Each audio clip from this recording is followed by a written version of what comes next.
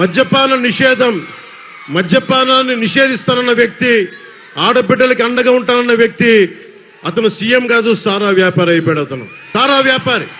16 కంపెనీలు పెట్టి అందులో 3 కంపెనీలు తన సొంత మనుషులవే.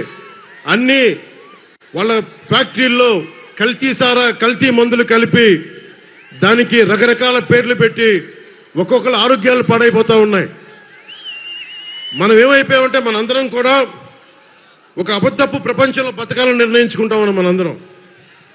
నేను ఇబ్బంది లేకుండా నేను మందు తాగమని ఎంకరేజ్ చేయను, వ్యసనాలకి పాల్గొనని ఎంకరేజ్ చేయను.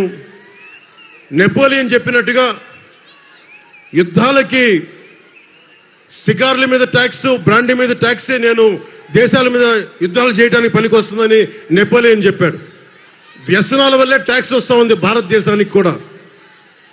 ఈ విధానంలో మనం కోరుకుంటున్నాం. మన ఎవరో పెద్దలు మాట్లాడుతూ ఉన్నారు, నేను కల్తీ మందు కాదు, కనీసం ఆరోగ్యం పాడవని మందన్నా కనీసం 10 సంవత్సరాల్లో పాడవలసింది, వీళ్ళ వల్ల సంవత్సరంలోనే పాడైపోతా ఉంది. అలాంటి కల్తీ మందు ఇస్తూ ఉంటే అలాంటి మందు ఇవ్వకని చెప్పిన దానికి నేను మందుని ఎంకరేజ్ చేస్తానని మాట్లాడుతున్న వైసీపీ నాయకులు. అసలు అన్న వైసీపీ నాయకులందరికీ చెప్తున్నా, మద్యపాన నిషేధిస్తామని చెప్పి మీరు సారాలు ఎలా అమ్ముకుంటారు ఒకసారి మీరు లోపల చూసుకుని మాట్లాడు.